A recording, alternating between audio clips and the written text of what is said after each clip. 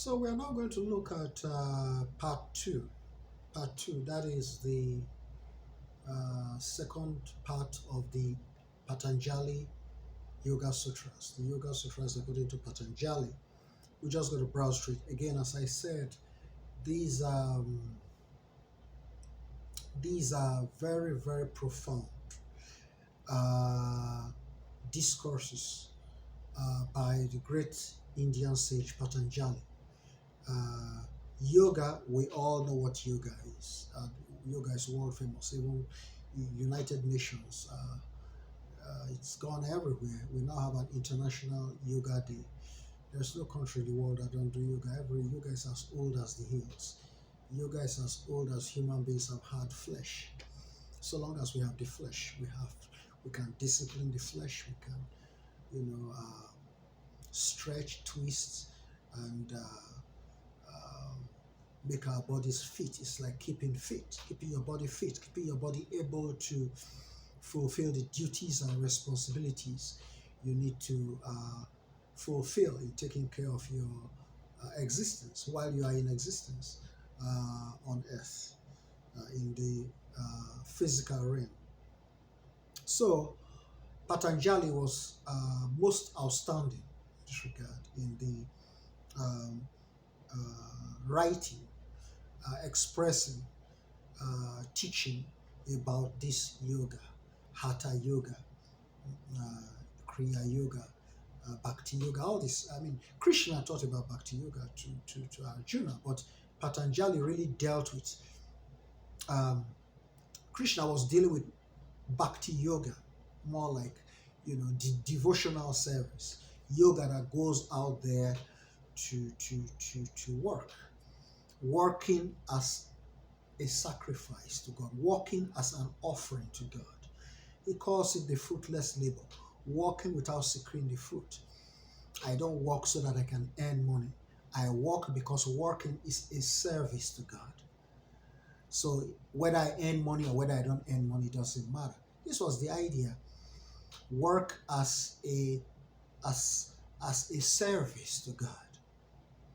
Okay, so this is the idea. First and foremost, fruitless labor. They call it fruitless labor. You don't have to bother about the fruit.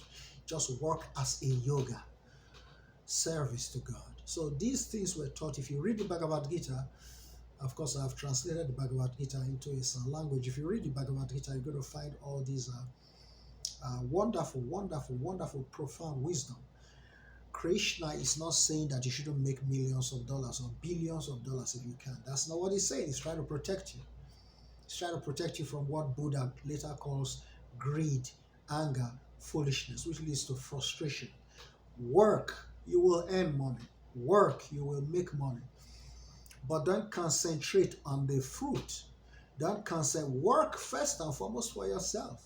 Work first and foremost as yoga.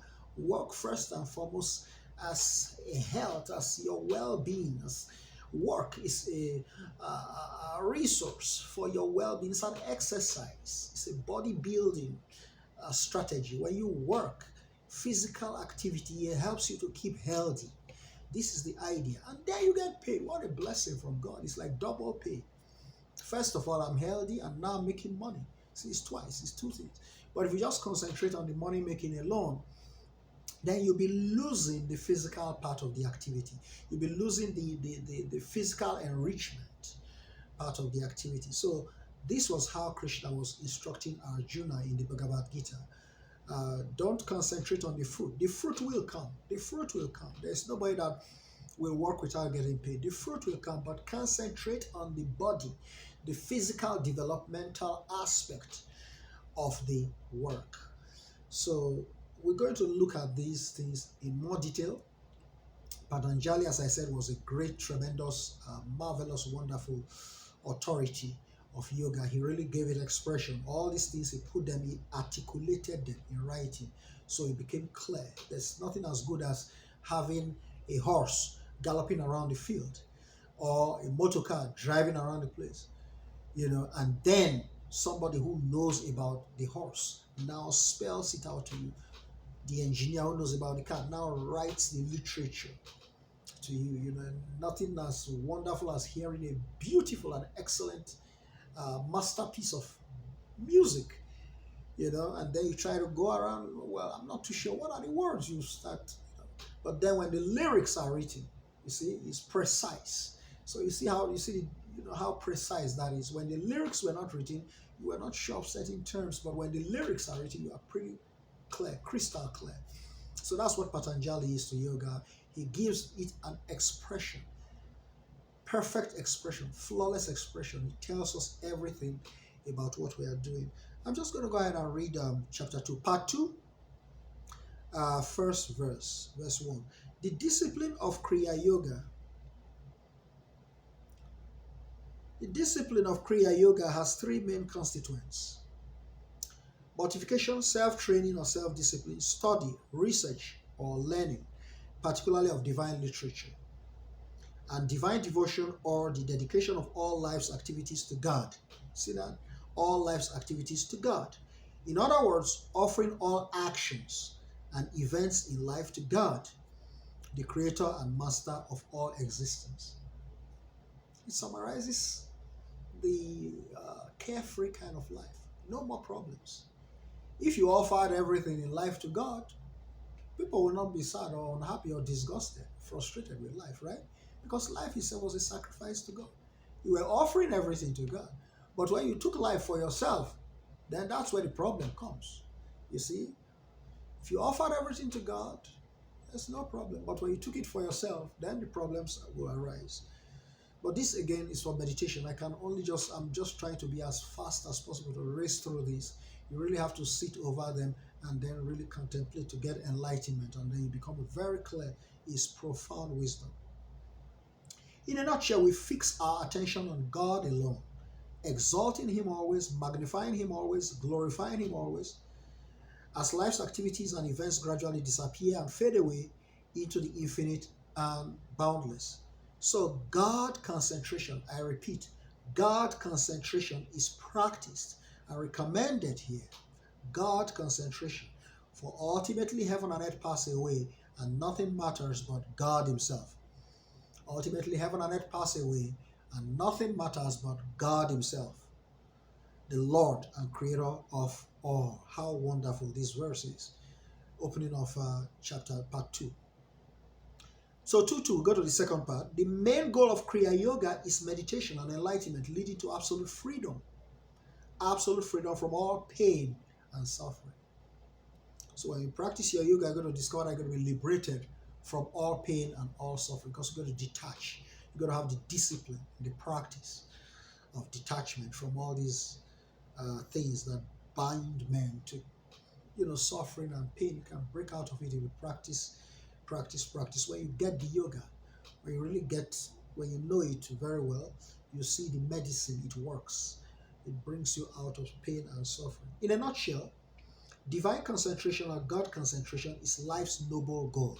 I repeat, divine concentration or God concentration is life's noble goal. Fixing our attention on God alone, I repeat, fixing our attention on God alone, this is the highest discipline. Fixing our attention on God alone, this is the highest discipline. I think we can't emphasize these things too much. Divine concentration or God concentration is life's noble goal. I take it again. Divine concentration or God concentration is life's noble goal. Fixing our attention on God alone, this is the highest discipline. To concentrate on God alone, this is the solution to all the problems of human beings. It is the highest discipline. Going to church on Sunday is nice. It's a pinch of salt. When you concentrate your attentions, you concentrate your mind, you fix your attention on God alone, all problems of the world have disappeared. While training ourselves and practicing God concentration, I repeat, God concentration, I'm happy to highlight it in words. God concentration, I repeat, God concentration, we automatically gain liberation. I take it again, we automatically gain liberation and freedom from all anxieties and negatives. I'm spelling out to you the final solution of all life's problems. final solution of all life's problems. That's why I'm repeating it again and again and again and again, trying to get your mind to highlight it. The troubles of the world is man concentration, and the solution of the troubles of the world is God concentration. So when we focus on man, all the troubles of the world, burden us, and we're ready to collapse. We turn our attention away from man and turn our attention on God. That's now the medicine. That's the solution. So anytime you're feeling any kind of suffering or pain in life, remember your attention is wrongly, concentrated. You must be turning your attention on man. Anytime you feel pain, anytime you feel discomfort, anytime you feel suffering, it's not God. God does not feel pain. God does not feel discomfort. God does not feel suffering. So our attention has been turned in the wrong direction. That's the whole pain and suffering. Once you take your attention away from man and you turn it back to God where it belongs, the Creator, now the problem is solved. So that's just the summary we find in Patanjali Yoga Sutras and how brilliant these things are. He has already solved all problems. There's no more problem in this world ever again. The time there's a problem, remember your focus has changed in the wrong direction. You are focusing on man. That's the problem. So long as you focus on man, there will be problems, and the problems will continue. When it hurts, you always remember, I've turned my attention to the wrong things again. Instead of focusing on God, which is the solution, I'm focusing on man, which is the problem. The problems of this world will never be solved so long as you keep focusing on man. That's the problem, the first place. When you take your attention away from man and turn your attention to God, giving glory and praise to Him, magnifying His name always, that's the solution. It's as simple as in a nutshell. Can I put it in a statement? The problems of this world is concentration on man. Anytime you concentrate on man, troubles. Then when you take the attention away from man and concentrate on God, that's the answer. God has no problem. God has no problem at all. It's a spirit and it's immortal. So again, we can't overemphasize. We've highlighted, made it pretty clear. It's pretty clear. So God concentration, we automatically gain liberation and freedom. Once you focus your attention on God alone, you're free. What else? What's the problem? God has no problem. Man has all the problems. Take your attention away from man, put it on God. It's over. You are liberated. You are free because you're giving glory and praise, magnifying the Lord, praying all day, looking up to God, praising His name. Everything on God, God, God, God, God. That's the answer. Man. That's the problem. Take your attention away from man, concentrate on God. It's over. There's no problem left in the world at all. So concentration, attention should go to God. Period. That's the answer. Okay, now Patanjali's Sutra will conclude. Pain and suffering also automatically fade away. 3. Part 2, verse 3. There are 5 great pains and sufferings, 5 great troubles which constitute a nuisance and a huge distraction from divine enlightenment. These 5 troubles are ignorance or want of knowledge, I amness or egoism, attachment, aversion, and lust for life. Since I've already finished really technically summarizing the second part in the first 2 verses, I'm going to ask for permission to race through without being criticized. I'm going to have to race through about 50 verses per part, about 200 verses for the whole 4 parts, approximately 50 each part. So I'm going to want to race through because I spent a lot of time teaching you God concentration as a solution, not man concentration which is the problem.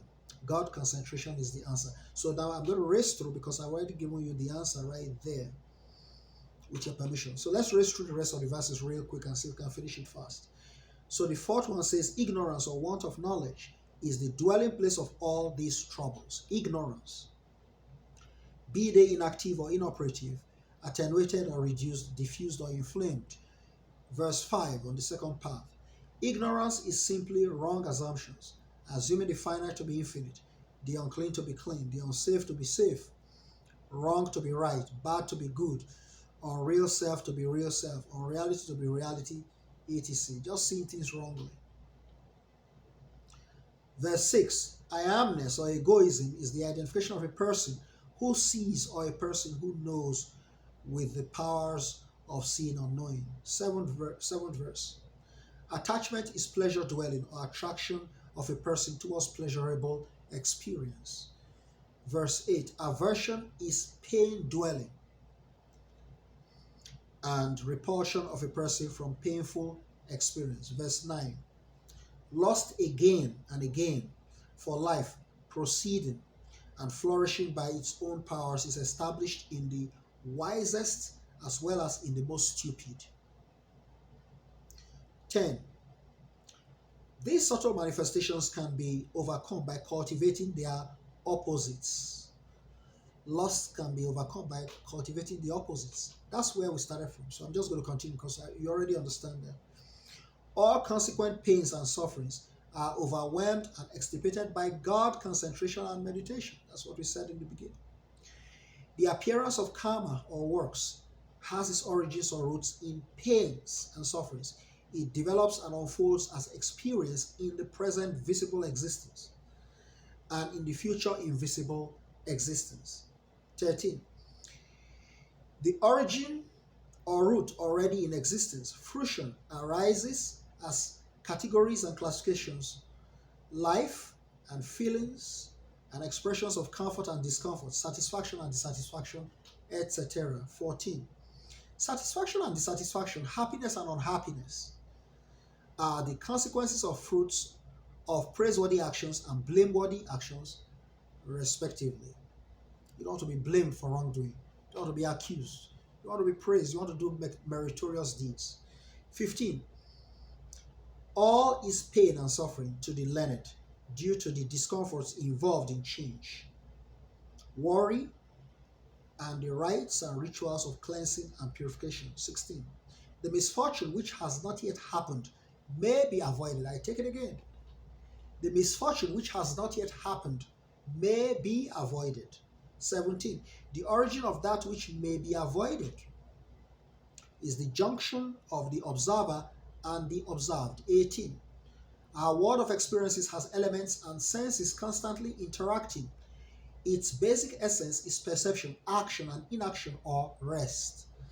The main objective being experience and ultimate freedom or liberation. 19. The qualities are specially classified as defined and undefined, differentiated and undifferentiated. 20. The observer is precisely pure consciousness. Being pure, he perceives and penetrates the entire content of the mind. The very presence, the very being of the observed is on behalf of the observer. Though all created things are perceived as unreal for the accomplished who have achieved the objective, they remain real in the sense that they, all things created, continue to produce the same experience for all. 23. Connecting the observer with all created things is for the crystal clear acknowledgement of the world as is, as well as for the acknowledgement of the clear character and characteristics of the observer. 24. Ignorance is the origin of this connection or attachment. 25. With the disappearance of ignorance comes liberation. With the disappearance of ignorance comes liberation. This ultimate freedom of the observer is the outcome of disconnecting, that is, detaching the observer from the observed. 26. The persistent practice of mindfulness and good judgment is the means of achieving freedom. In other words, liberation from ignorance. Sublime intuition appears in 7 phases. 28. By the persistent practice of the various aspects of yoga, impurities are subdued and extirpated. Divine wisdom appears, glistening like the sun, and unveiling mystical faculties of enlightenment and discernment. 29. The 8 limbs of yoga, Ashtanga Yoga, are A. Abstinence or external discipline, self-control, Yama. B. Observances or internal disciplines, Niyama. C. Postures, Asana. D. Breath control or deep breathing, Pranayama. E. Withdrawal of senses or sense detachment. Pratyahara. Concentration. Dharana. Meditation. Dhyana. Blissful superconsciousness. Samadhi. 30. External disciplines or self-control in conduct. Yama. Includes refraining from killing, non-killing, and violence in general. Refraining from untruthfulness, refraining from stealing, refraining from sexual misconduct, and refraining from covetousness. 31. These 5 self-disciplines are limited by time, place, objectives, and situations, as well as or rank comprises the great vows.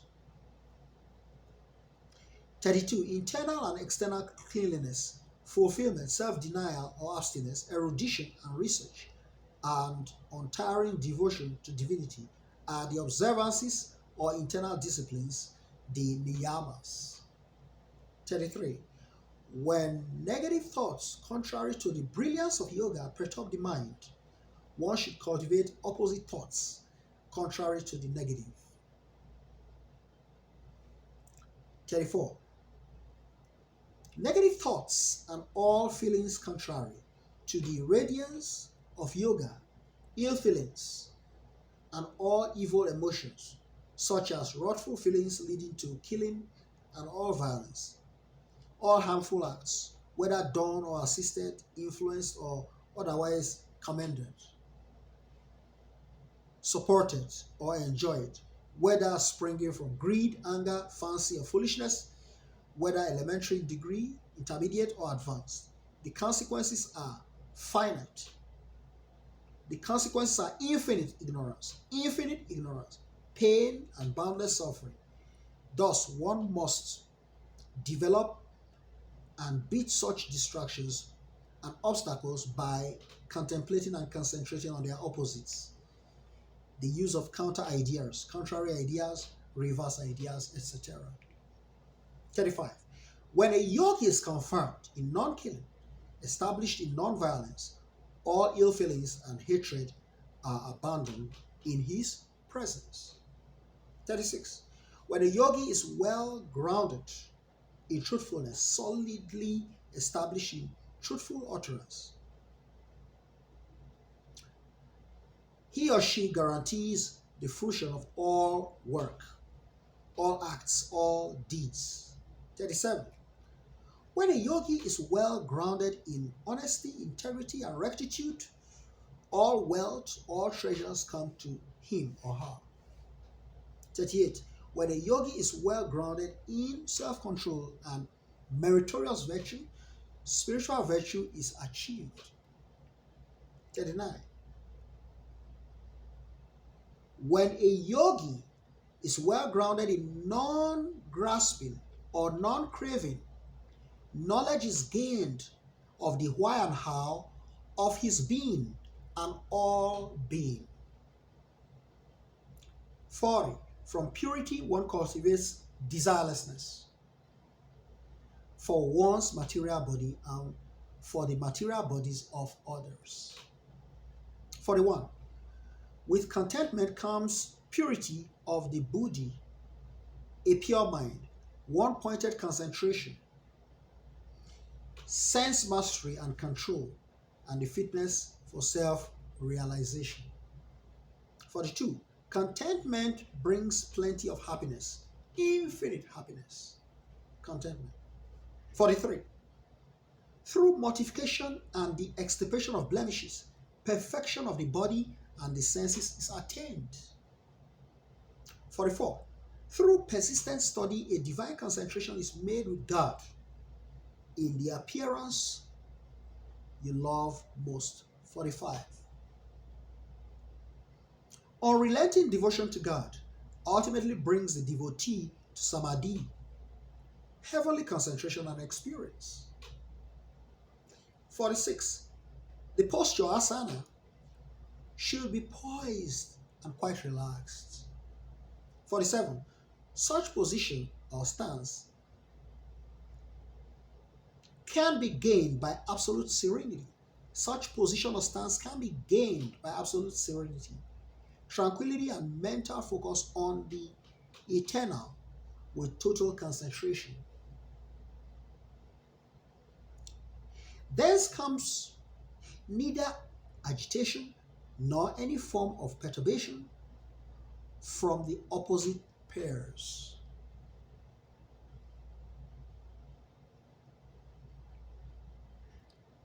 49. And now arises pranayama. Now arises pranayama, the control of vital energy, inhalation and exhalation. 50. In pranayama, the flow of vital energy is exterior or outside, interior or inside, or in between, controlled by place, time, number, and is either long or short in extent. 51. Breath control, in other words, the regulation of vital energy, which transcends both the exterior and the interior sphere, is the fourth. Breath control, in other words, the regulation of vital energy, which transcends both the exterior and the interior sphere, is the fourth. 52.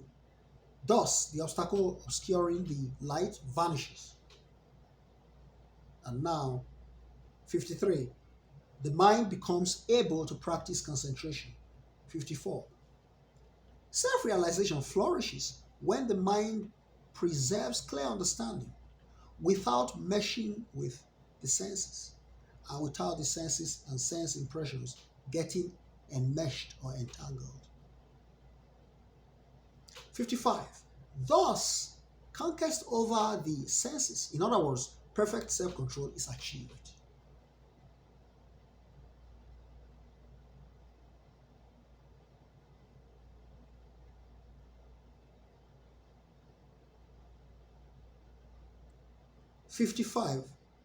Thus, conquest over the senses, in other words, perfect self-control, is accomplished. This concludes chapter 2.